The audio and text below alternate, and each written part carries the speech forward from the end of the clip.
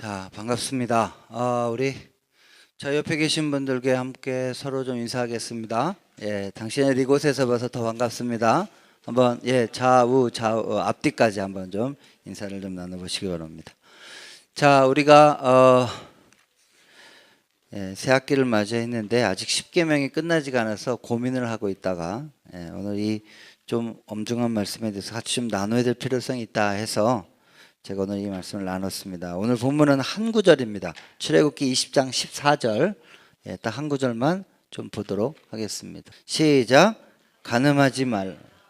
너무 쉬워요. 간음하지 말라. 자, 이거 갖고 어떻게 설교를 해야 될지 참 막막했어요 어제. 근데 설교를 준비하면 준비할수록 이 말의 무게를 실감하면서 사실 저 말씀 앞에 제가 좀 이렇게 엎드려지는 시간을 가졌습니다. 사실 어저께 저녁엔 제가 좀 고민을 했어요. 왜냐면 이게 2학기 새 학기 시작인데 제가 옛날 같았으면 새 학기 시작이면 늘 아시는 것처럼 우리 오래된 리더들은 다 아시는 것처럼 뭐 리스타트, 새롭게 시작하라 뭐 이런 거 그런 걸로 하면서 새 학기에 딱 맞는 메시지를 하면서 자, 우리 새 학기 됐으니까 새롭게 시작해야 됩니다. 뭐 이렇게를 하고 싶은 그런 게 있었는데 또 이 십계명이 별로 재미가 없잖아요. 그러면서 이거를 어떻게 해야 될까, 또 이 한 구절 갖고 어떻게 풀어야 될까를 고민을 하다가 사실 이 한 구절에 현대인 중에 저를 포함해서 걸리지 않는 사람은 아무도 없습니다. 어쩌면 지난주에 살인하지 말라는 여러분들이 뭐 그 계명 누가 뭐 다 지키지?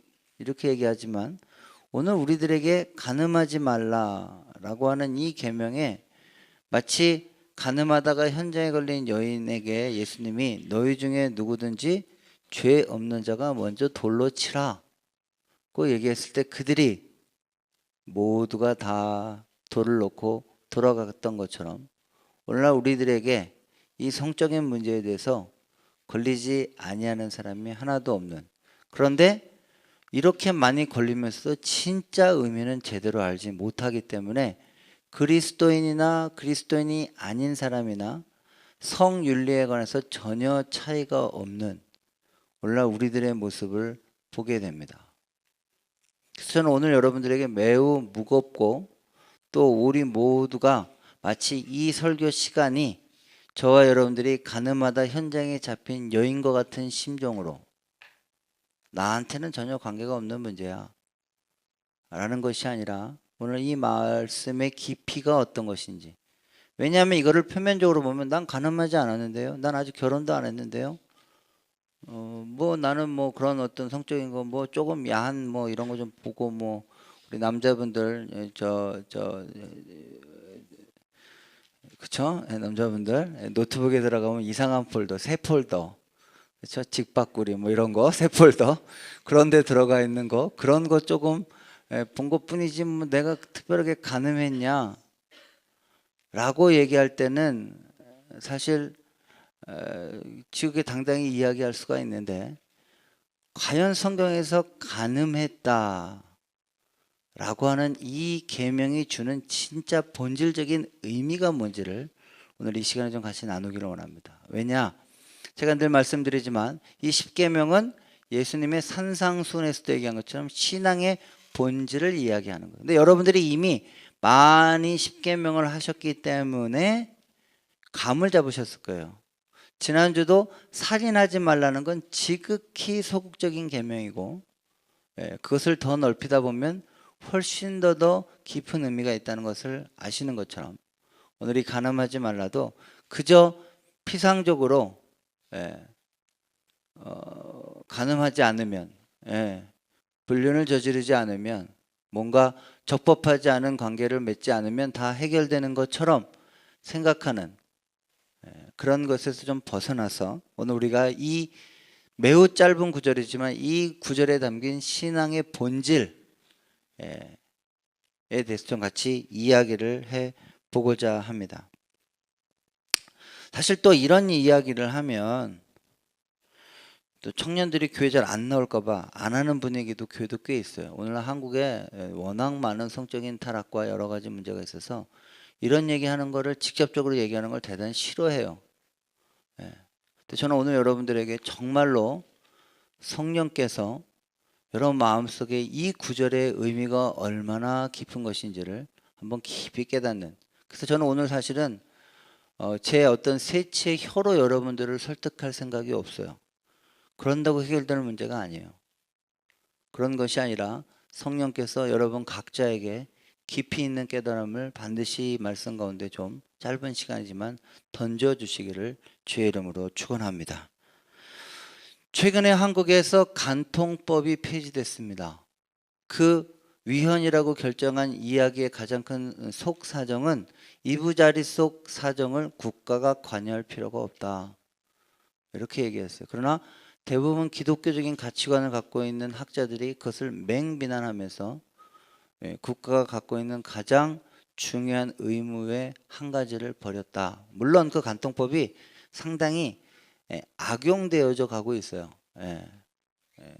그런데 그 본질은 사실 그렇지 않은데 그 법을 사용하는 사람들의 모습 때문에 결국 폐지가 됐는데, 오늘날 그러면서 대한민국은 여러분이 알다시피 정말 성진국이 됐습니다. 선진국이 아니라 성진국이 됐습니다. 수많은 음란 사이트와 또 매번 뉴스에 나와 있는 성추행, 심지어 학교에서, 직장에서 정치인들이 끊임없는 성적인 문제들이 나오고 있는데, 아이러니하게 한국에 아직 기독교인이 800만이다 라고 한다면 우리 기독교인이 과연 이 제7계명의 의미와 본질을 제대로 이해하고 있을까 하는 의문이 듭니다. 과연 기독교인들이 이것들을 제대로 이해하고 있다면 오늘날 한국이 저렇게 성적으로 타락하는 모습 속에서 과연 우리 기독교인들은 무슨 일을 했느냐 하는 것이죠. 자, 한 가지 여러분들에게 좀 뼈아프지만 뼈아픈 데이터와 통계를 하나를 좀 보여드리도록 하겠습니다. 크리스찬들, 이거는 일반 사람한테 한 게 아니에요. 이거는 사실 한국의 합신대학교 송인규 교수가 무려 1년 동안을 한국의 유명한, 그나마 복음적으로 유명하다고 하는 교회의 리더들예요. 일반 평신도도 아니에요. 리더예요. 거듭났다고 판명이 되어질 만한 사람들이에요. 그런 사람들을 놓고 한국 크리스찬 젊은이의 성의식에 대한 조사를 했어요. 혼전 동거와 성관계 가능하다 51%. 이게 넌 크리스찬들이 얘기하는 게 아니에요. 일반 대학교에서 설문조사한 게 아니라고요. 그러고 난 다음에 이유는 라고 나와 있습니다. 크리스찬 미혼 성년의 성의식, 성관계는 친밀감을 높인다, 사랑한다면 괜찮다, 동성애도 받아들일 수 있다, 그 다음에 이성과 성관계를 한 적이 있다. 리더들이 얘기한 거예요. 리더들이. 자, 그 다음 미혼 관계가 하는 이유, 사랑을 확인하기 위해서 상대방이 원해서 성적 추동 욕구를 해소하기 위해, 경험이 있는 거 없다, 52%로 훨씬 더 높아요. 그 말은 우리 공동체에서도 평균적으로 따지면 52% 이상이 이미 경험이 있다는 것이죠.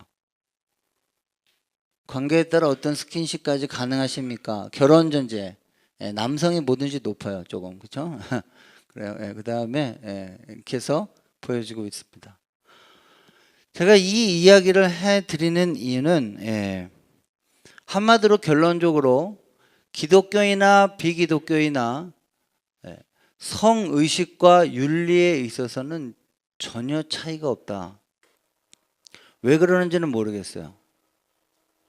근데 제가 알기로는 우리가 오늘 이 제7계명인 간음하지 말라 하는 것들에 대해서 전혀 의식을 갖고 있지 못하고 제대로 깨닫지 못하고 있기 때문이 아닌가라는 생각입니다. 자, 그래서 저는 오늘 이 제7계명이 우리들에게 매우 중요한 것이다 라는 것들을 이야기를 먼저 드리고요. 그러나 이것의 두 번째로 이것이 그저 간음하지 말라라는 정도가 아니라는 것이죠. 자, 우리가 지난주에도 말씀드린 것처럼 살인하지 말라는 그저 사람을 죽이지 말라가 아니라, 살인하지 말라는 말은 한마디로 얘기하면 우리가 하나님의 창조의 형상으로 지어진 독특한 존재이기 때문에, 또한 신약으로 넘어가면 그 한 영혼이 예수 그리스도의 보혈로 구원받은 값을 치를 만한 존귀한 존재이기 때문에 내 주변에 있는 사람을 더 적극적으로 사랑하고 비인격적으로 대우하지 말고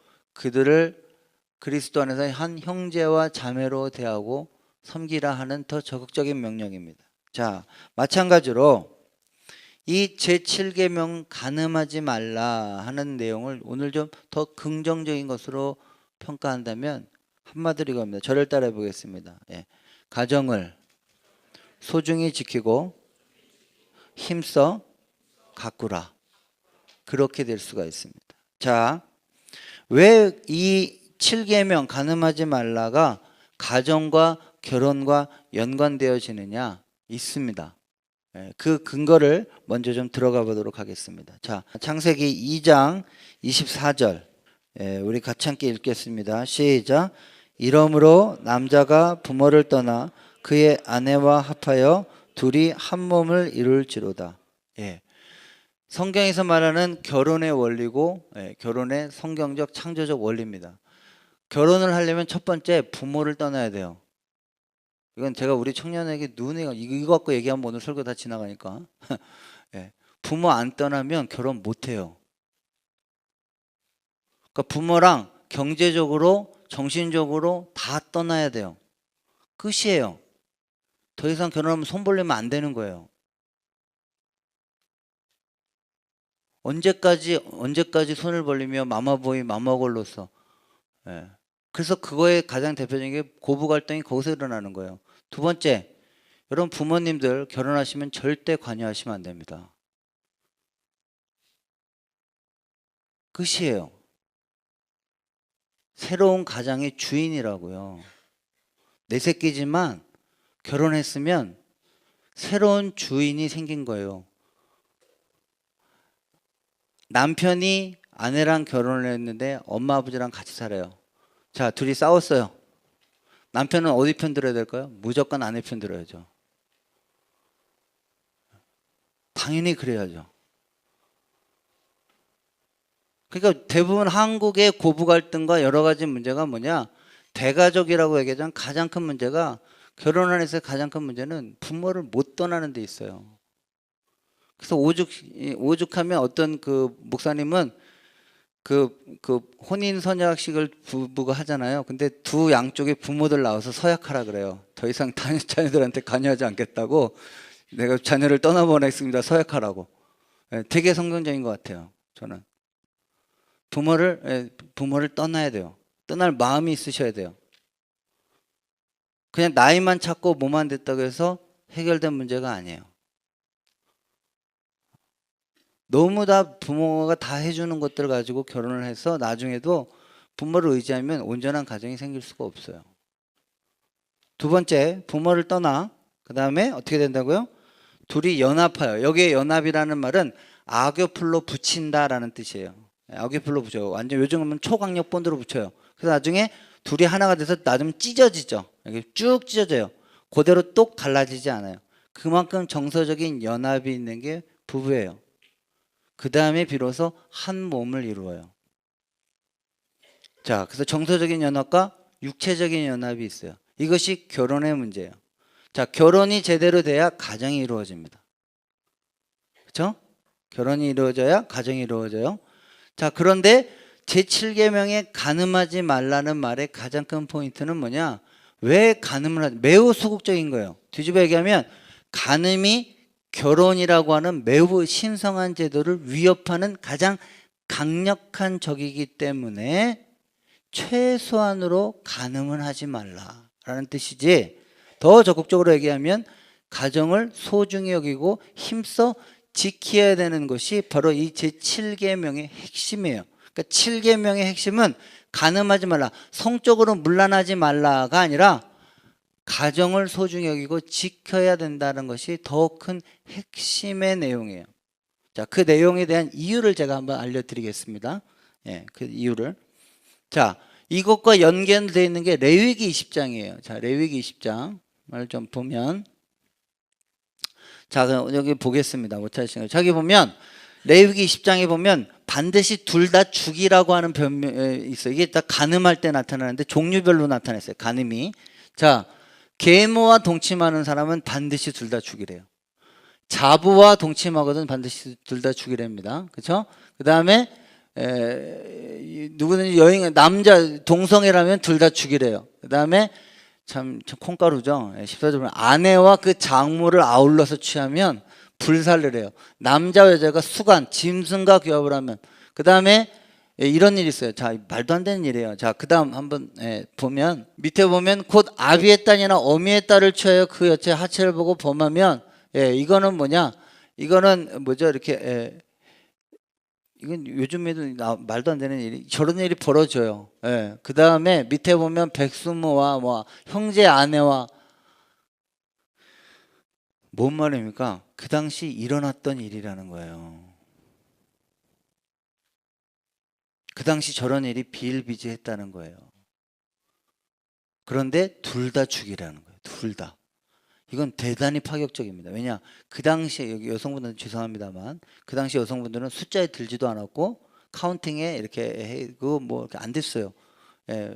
우리 같으면 지금 이렇게 되면 여성분들 빼고 남성들 세고 한 50명 나왔네, 뭐 이렇게 나와야 되는 이렇게 되는 게 그 당시인데도 이것을 예외적으로 둘 다 죽이래요. 남자든 여자든 상관하지 않고 싹 다 죽이래요. 이 말은 뭐냐? 그만큼 소중히 여기라는 거예요. 그러니까 반드시 목숨을 걸고 지키라는 거예요. 그러니까 이 말에, 이 레위기에 나와 있는 가장 큰 것은 뭐냐? 목숨을 걸고 가정을 지켜라. 목숨을 걸고 가정을 지켜라. 그 가정을 파괴하는 어떤 행위라도 절대로 하지 마라. 이 얘기를 강조하려고 하는 거예요. 그럼 이게 왜 이런 배경이 되느냐? 자, 보세요. 고대에서는 보통 평균적으로 5대가 같이 살았어요. 친척들도 같이 살았어요. 그래서 흔히 말하는 간의 수공업을 했어요. 그러니까 생필품을 다 자기들이 알아서 했어요. 옛날 사람들 보면 왜 밤에 가면 밤에 농사하고 집에 들어서 밥 먹고 저녁에는 집신 이렇게 이렇게 집을 꽈가지고 집신도 만들고 또 저쪽에서 대장 가서 모두 만들고 해서 다 집에서 간의 수공업으로 자급자족을 하면서 지내다 보니까 자연스럽게 대가족을 이루어졌어요. 그러니까 당연히 할아버지 할머니, 그 다음에 엄마 아빠, 그 다음에 삼촌, 뭐 고모, 뭐 이렇게 다 같이 사는 거예요. 그런데 거기에 이런 일들이 비일비재한 거죠. 그런데 이런 일들이 벌어지면 어떻게 돼요? 가정이 깨지는 역사가 일어나는 거예요. 그러니까 간음하지 말라라는 말의 뒷배경에는 훨씬 더 베이직한 것은 가정을 지키라는 말을 소극적으로 표현한 것뿐이에요.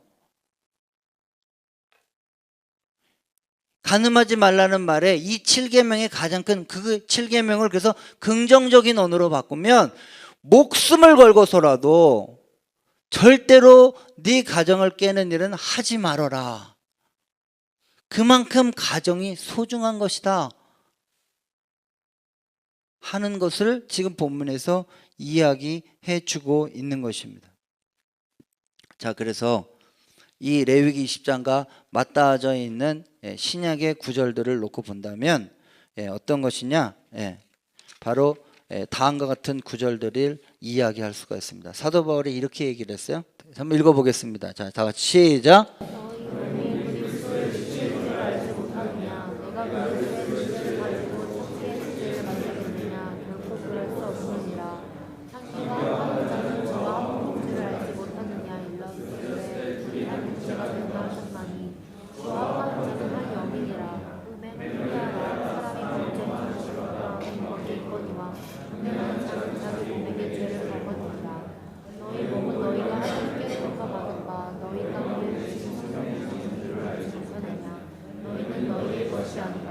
값으로 산 것이 되었으니 그런즉 너희 몸으로 하나님께 영광을 돌리라. 여기에 창기와 합하는 자는 저와 한 몸.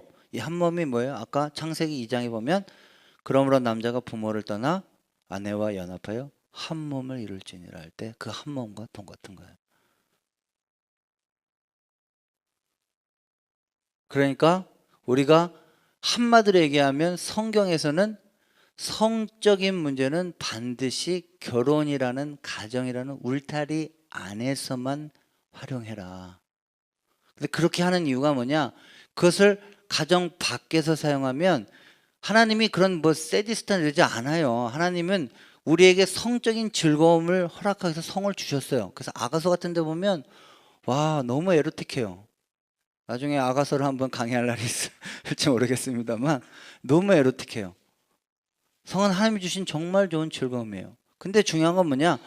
그 성적인 즐거움의 쾌락에 탐닉한 나머지 그것을 너무 쫓아가다 보면 그것 때문에 그 성적인 쾌락이라는 감각 때문에 훨씬 더 중요한 가정이라고 하는 것, 결혼이라고 하는 것들을 깨버리기 때문에 반드시 그것들은 결혼이라는 제도 안에서만 사용하라고 얘기하시는 거예요. 그러니까 그저 가늠하지 말라, 성적으로 문란하지 말라가 아니라 성은 가정 안에서만 지켜야 된다는 게 성경적인 원리예요.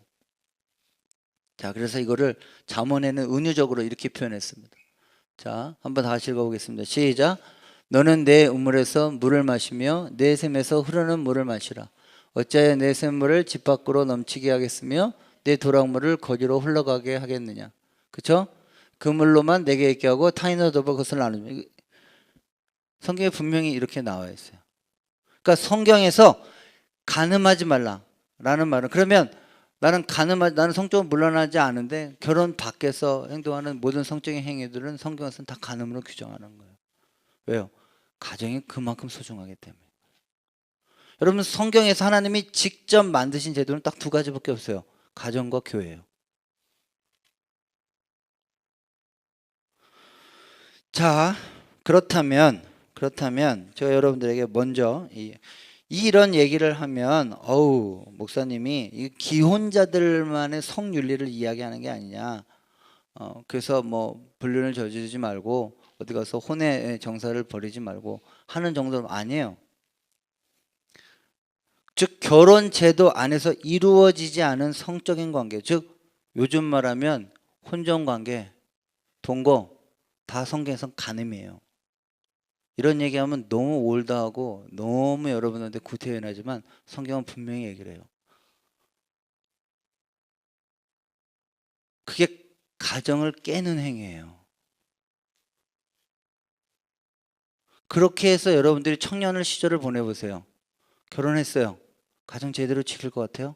젊을 때 버릇이 그대로 있는데.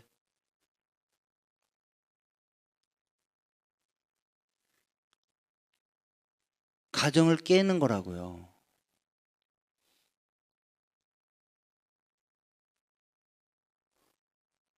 가정의 소중함을 모르신다고요? 네. 재밌는 이야기가 있습니다. 1800년대에 모나리자가 한번 도둑을 맞았어요. 루브르 박물관에 있는. 평소에 모나리자 한 번도 쳐다보지 않았는데 루브르 박물관에 모나리자가 도둑을 맞고 난 다음에 그 빈자리에다가 액자만 덜렁 이렇게 걸려 있거든요. 이 밑에 명패만 있고 수많은 관객들이 모였어요. 가정 똑같아요. 평소엔 소중함을 몰라요. 없어져 봐야 알아요. 똑같은 겁니다. 제가 오늘날 한국 교회가 왜 한국이 저렇게 성적으로 타락을 하고 기독교인이 저렇게 많은데 그러냐? 이걸 명확하게 안 가르쳤어요. 아까 말한 대로 혼전 성관계 괜찮다? 다 결혼 밖에서 이루어지는 성관계를 다 인정하고 있어요. 기독교 안에서. 그런데 그런 사람들이 어느 날 갑자기 결혼을 한다고 했어요. 자, 결혼했어요. 그럼 그때부터 제대로 결혼 안에서 성을 사용한다고 둘이서 장담할 수 있을까요? 없을까요? 말도 안 되는 소리예요. 안 되잖아. 평소에 안 되는데 결혼한다고 갑자기 돼? 결혼식에서 갑자기 손하고 맹세하고 해가지고 그 다음부터는 자동으로 지켜져? 안 된다고요. 그러면 나중에는 어떻게 되냐? 진짜 가정이란 소중한 게 다 깨져버리는 거예요.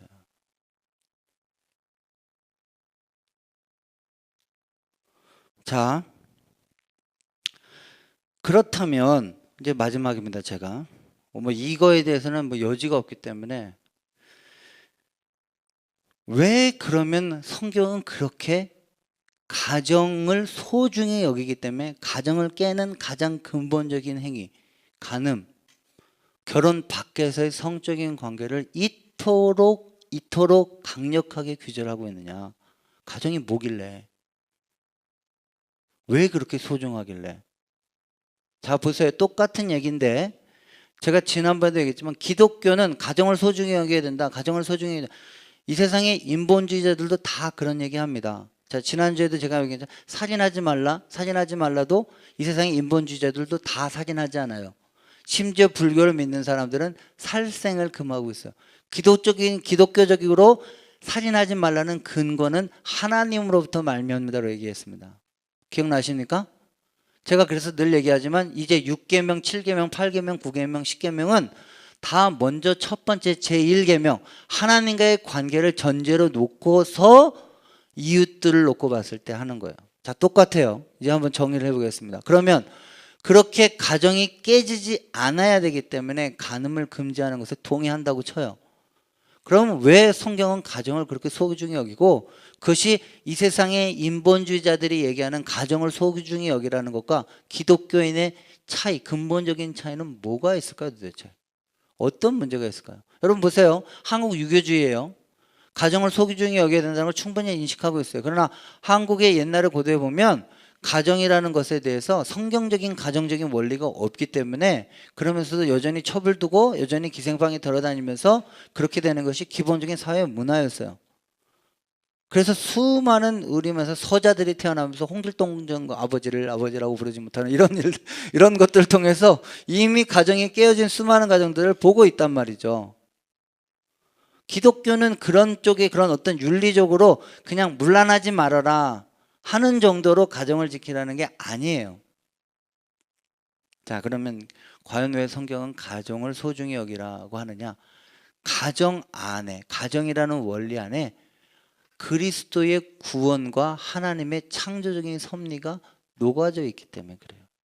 다시 얘기하면 뭐냐? 가정은 하나님이 제정하신 원리예요. 하나님의 원리예요. 그래서 그 가정을 깨는 건 곧 하나님과의 관계를 깨는 것과 동일하다. 자, 이건 쉬운 거예요. 결론만 얘기해 드릴게요. 성경에서 가정을 소중히 여기라고 하는 건 그냥 윤리 도덕적으로 가정을 소중히 여기라. 그래도 가정을 잘 지켜야지. 딴짓하면 안 되지.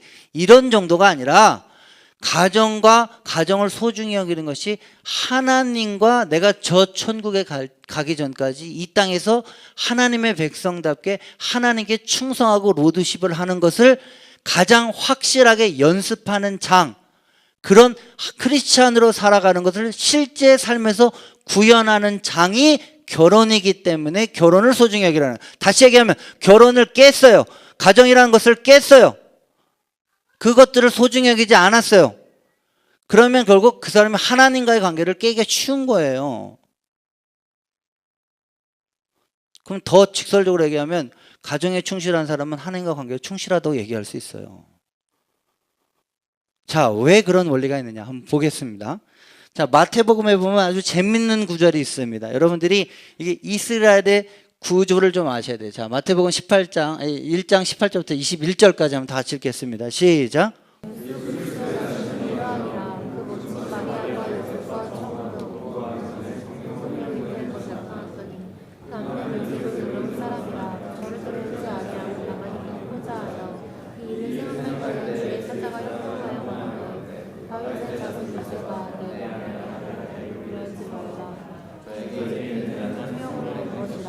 아들을 낳으리니 이름을 예수라 하라. 이는 그가 자기 백성을 저희 죄에서 구원할 자이심이니라 하니라.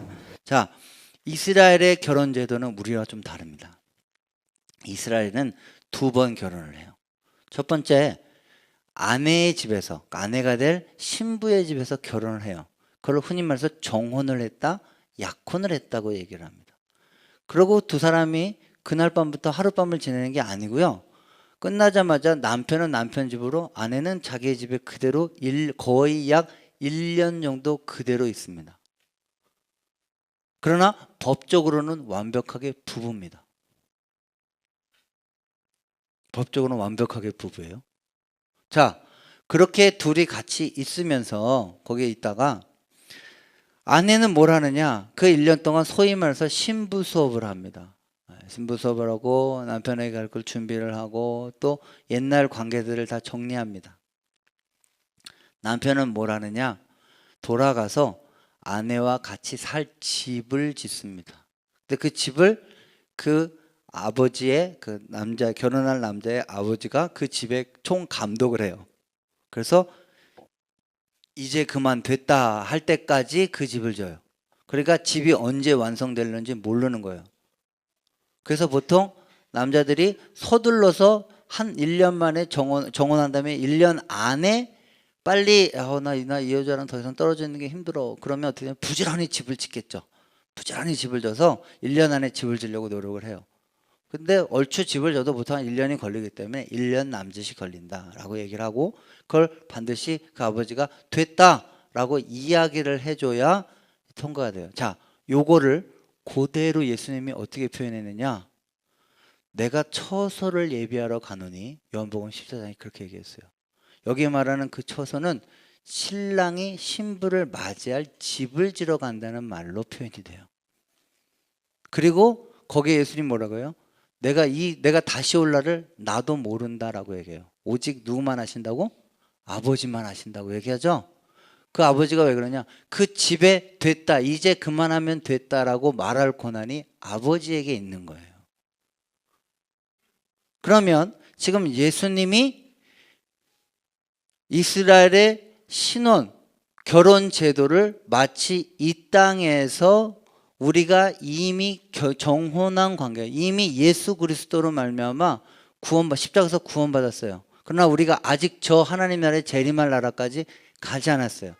그 1년 남짓의 기간을 이 땅에서 하나님의 백성다운 삶으로 살아가는 대기하는 것으로 예수님 비유하고 계시는 거예요. 그런 거예요. 그리고 내가 다시 돌아올 날, 그래서 내가 이미 돌아가서 처소를 다 예비하고 너희들이 집을 하고 다시 주님이 재림하실 그날에 드디어 신랑과 신부가 연합돼서 저 새하늘과 새 땅에서 영원토록 함께 살아가는 것, 그것을 구원과 종말의 완성에서 표현하고 있어요.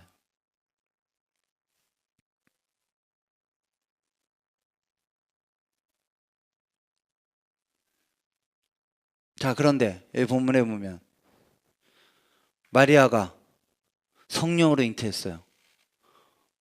거룩한 신부로서 1년을 지내야 되는데 안 지냈죠. 그런데 요셉이 어떻게 됐어요? 의로운 사람이래요. 여기 말하는 의로운 사람은 justice가 아니에요. mercy, 자비를 베풀어요. 보통 같으면 아까 레위기로 보면 어떻게 돼요? 이 여자 잡아 끌어내서 돌로 쳐 죽여야 되죠. 맞습니까? 그런데 요셉은 의로운 사람이에요. 자비와 은혜를 베푸는 사람이에요. 몰래 끊고자 했어요. 자, 이것이 예수 그리스도의 십자가의 구원과 연결되어 있어요. 즉 예수님은 오늘 우리가 영적으로 가늠한 자들이에요. 더 이상 하나님을 하나님으로 부르지 않고 하나님의 거룩한 신부가 되기엔 자격이 없으며 여전히 세상과 우상을 살피며 영적으로 가늠하고 이 세상 사람들과 가늠한, 더 이상 하나님께 충성되지 못하고 그분을 아버지라 부르지 못하고 로드라고 부르지 못하는 그런 종류의 사람들이었어요. 그럼에도 불구하고 요셉과 같이 하나님이 우리에게 자비와 은혜를 베푸셔서 다시금 하나님의 자녀가 되고 결혼할 수 있는 그런 관계를 예수 그리스도의 십자가의 보혈로 우리에게 마련해 주셨습니다. 아멘이십니까? 그리고 주님은 지금도 저기 가서 처소를 예비하시고 완벽하게 그날이 될 때 다시 우리를 데리러 오십니다. 그러면 우리가 이 땅에서 신앙생활 한다는 것은 마치 그렇게 정결한 신부가 하나님과의 그런 연합을 기대하는 것처럼 이 땅에서 정절과 충성과 순결을 가지고 하나님 한 분만, 신랑 한 명만을 바라보는 신부의 입장처럼 그렇게 구원의 걸음을 완성해 가는 것을 결혼에 비유를 하고 있다는 거예요. 그래서 기독교에서 말하는 결혼은 윤리적으로 그냥 저렇게 해라가 아니라 결혼 생활에 충실하다는 것은, 가정을 잘 지킨다는 것은 곧 하나님을 잘 섬기는 것과 동일하게 해석을 하고 있어요. 자, 그걸 동일하게 해석하는 것은 어떻게 되느냐? 호세아서를 보세요. 자, 호세아서를 보면 자, 1절, 2절, 2장 8절 한번 다 같이 읽어보겠습니다. 시작. 자, 시작. 주님께서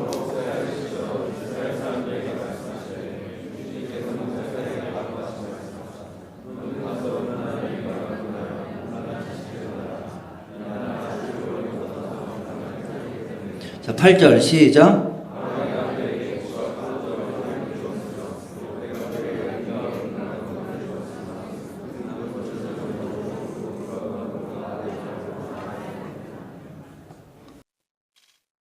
하나님을 제대로 섬기지 않는 이스라엘 백성을 영적 간음한 것이라고 표현을 하고 있습니다.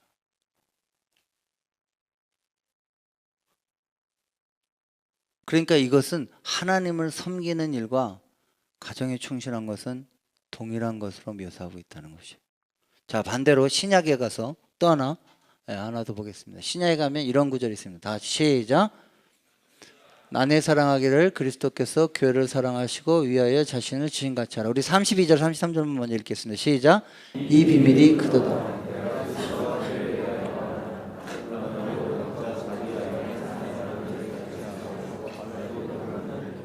지금 뭐예요? 구원에서 하나님과 동행하는 기독교인의 삶을 각각 아내와 남편의 관계를 표현한 거예요. 왜요? 여기 분명히 뭐라고 나왔어요? 이 비밀이 크도다. 내가 그리스도와 교회에 대해서 말한다. 그러면 그리스도와 성도의 관계를 얘기한다는 거죠. 하나님께서 우리를 위해 십자가에 달려 돌아가셔서 아까 말한 대로 영적인 간음을 하고 더 이상 하나님을 하나님으로 인정하지 못하는 그들에게 자비와 은혜를 베풀어서 다시 결혼을 시켜주신 것과 동일하다는 거예요. 그리고 영광스러운 처소가 예비돼서 다시 올 그날까지 그렇게 신랑이신 예수 그리스도 한 분만을 바라보고 살아가는 정결한 신부와 같은 삶을 사는 것이 오늘날 우리가 그리스도인으로 이 땅에서 살아가는 성화의 삶을 표현한 거예요. 그래서 그리스도와 교회와의 관계를 이야기하는 거예요. 그러면 간음하지 말라는 말은 결과적으로 이 충성과 이 정절을 깨지 말고 너희가 하나님께 충성하듯이 너희가 너희 주께 다시 재림하실 그날까지 오직 하나님 한 분만을 바라보고 충성하듯이 그 원리를 그대로 이 땅에서 눈에 보이게 적용하는 대목이 뭐냐? 바로 가정에서의 관계다 라고 이야기를 하고 있는 거예요.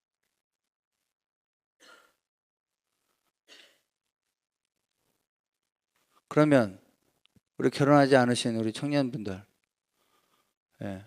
지금부터 그렇게 아무 사람이나 자고 아무렇게 동거하고 아무렇게나 그렇게 살아가고 이 여자 저 여자 여장 관리하고 그래서 갑자기 결혼하면 한 여자만 바라보고 하나님께 충성하고 살 수 있어요?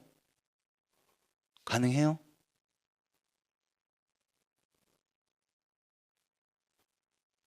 아니잖아요.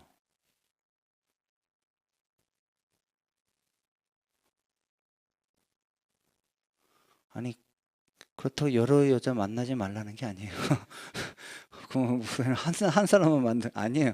그럼 더 문제가 커져요. 결혼하기 전에 여러 남자 여자를 만나세요. 그러나 제가 늘 얘기하죠. 청년 때의 사랑은 회전문이에요. 회전문.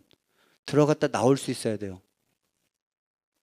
그러려면 그 관계에는 성적인 관계를 가지면 안 돼요. 그래야 헤어지더라도 깨끗할 수가 있단 말이죠.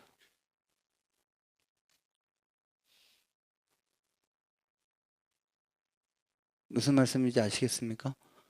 이 관계예요. 그래서 우리가 가정을 소중히 여기는 게 이 세상의 넌 크리스찬들이 가정을 소중히 여기라는 윤리 도덕과는 차원이 다른 거예요. 다시 얘기하면 하나님을 온전하신 하나님 한 분을 잘 섬기는 일은 곧 가정에 충실한 것과 동일하다라고 생각하시면 돼요.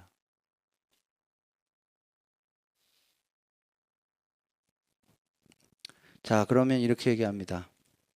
목사님, 오늘 목사님 말씀을 듣고 우리가 이 세상의 윤리 도덕적으로 그저 가정을 소중히 여기라, 성적으로 문란하지 말라가 아니라 이것이 얼마나 성경적인 원리로 예수 그리스도를 섬기는 일, 가정과 가정 안에 숨겨진 이 비밀에 대해서 알았습니다. 그러나 저는 이미 이미 어쩌면 간음의 죄를 범했는지도 모르겠습니다.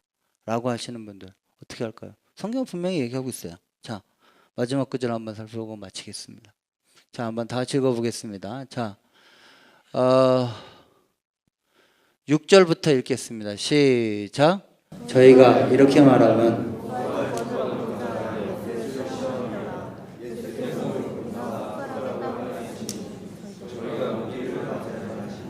이에 일어나 가라스 때 너희 중에 죄 없는 자가 먼저 돌로 치라 하시고 다시 몸을 굽히사 손가락으로 땅에 쓰시니 저희가 이 말씀을 듣고 양심의 가책을 받아 어른으로 시작하여 젊은이까지 하나하나씩 나가고 오직 예수와 그 가운데 섰는 여자만 남았더라. 예수께서 일어나사 여자 외에 아무도 없는 것을 보시고 이르시되 여자여 너를 고소하던 그들이 어디 있느냐 너를 정죄한 자가 어디 있느냐. 우리 11절 다 같이 읽겠습니다. 시작. 대답하되 주여 없나요. 예수께서 가라사대 나도 너를 정죄하지 않으니 가서 다시는 죄를 범치 말라 하시니. 오늘부터 안 하시면 돼요. 오늘부터. 간단해요. 오늘부터 안 하시면 돼요. 깨달으셨다면. 주님이 오늘 결코 여러분의 과거를 정죄하지 않으시는 은혜의 하나님이심을 믿으시기를 주의 이름으로 축원합니다. 정말 그래요. 주 안에서 늘 새롭게 시작할 수 있어요.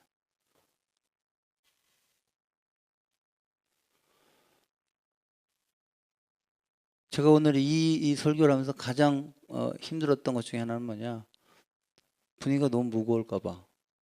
근데 왜? 다 걸려 있어요. 어느 누구도 자유롭지 않아요. 오늘날 성을 상품화하는 시대에 살고 있습니다. 오늘날 성을 캐주얼 섹스라고 해서 원나잇 스탠드를 당연시 여기는 그런 삶에서 살고 있습니다. 그러나 그것들 가운데 그저 그런 성을 즐기는 쾌락을 조장하는 사회에서 살고 있지만, 그것을 너무나 기독교인도 세상의 윤리가 그러니까 쫓아가는 걸로 제발 살지 마시고, 그리고 성경은 절대 혼전 동거라든지 혼전 관계를 성경에서 용인한 적이 없습니다. 여러분, 청년들 도저히 못 참겠거든 빨리 결혼하세요. 그건 차라리. 여러분, 불륜과 동거 그리고 결혼의 가장 큰 차이가 뭔지 아십니까? 책임을 지지 않는 거예요. 책임을. 동거 책임지지 않아요.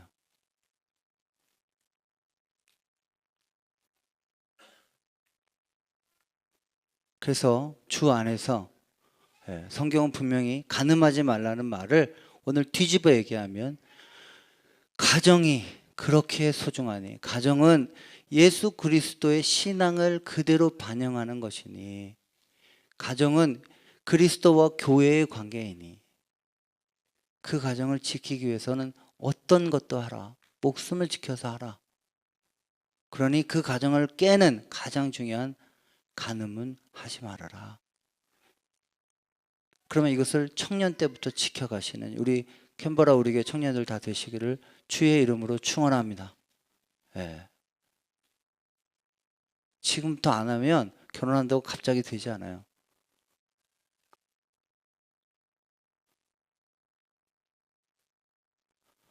제가 오늘 말씀을 읽겠습니다. 자, 제7계명 빨리 넘어가야 되겠죠?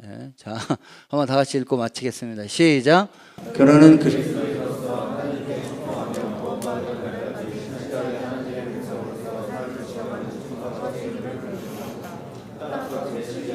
그저 우리가 성적으로 문란하지 말라는 것을 이야기하는 것이 아니라 적극적으로 가정을 지키고 책임을 다함으로써 이 땅에서 하나님 나라의 백성다운 성품을 배워가라는 명령이다.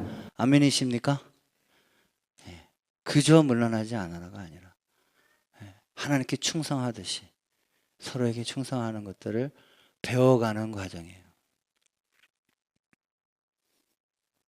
자, 두 번째로 한번 다 같이 읽겠습니다. 시작. 가정을 소중히 여기고 힘써 지키라.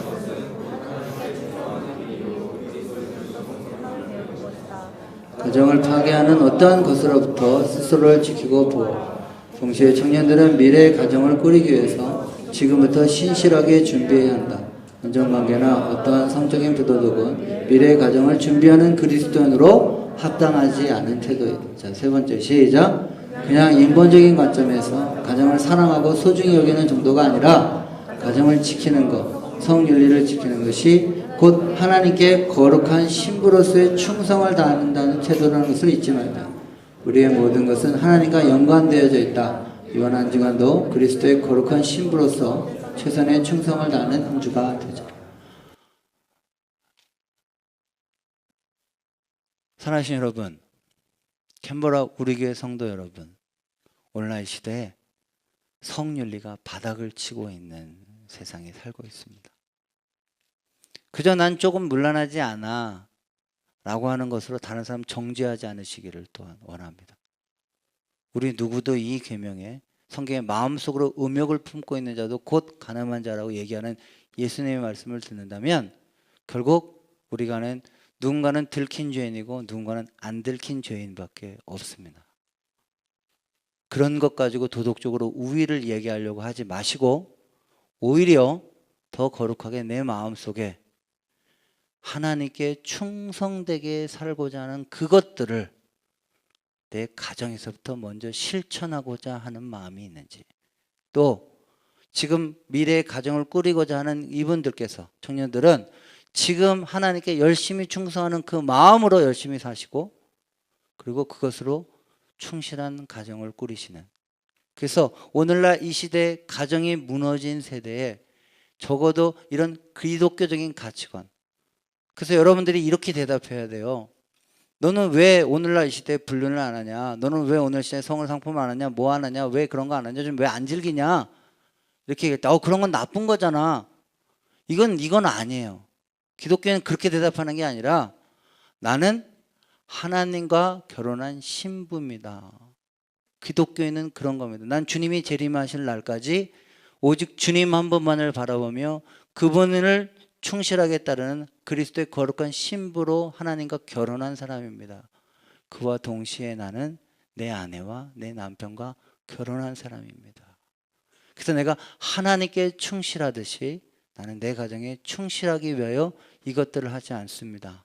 그리고 성경은 분명히 성의 즐거움을 하나님 가정 안에서 쓰라고 명령하셨기에 제가 이 명령에 순종할 뿐입니다. 라고 해서 여러분들의 이 가늠하지 말라고 하는 것이 그저 도덕적 윤리적인 수준을 뛰어넘어 하나님과의 관계성, 하나님을 사랑하기에, 그 하나님께 충성을 다짐하기에 나와 충성 맹약을 한 가정에서의 관계들을 지켜나가는,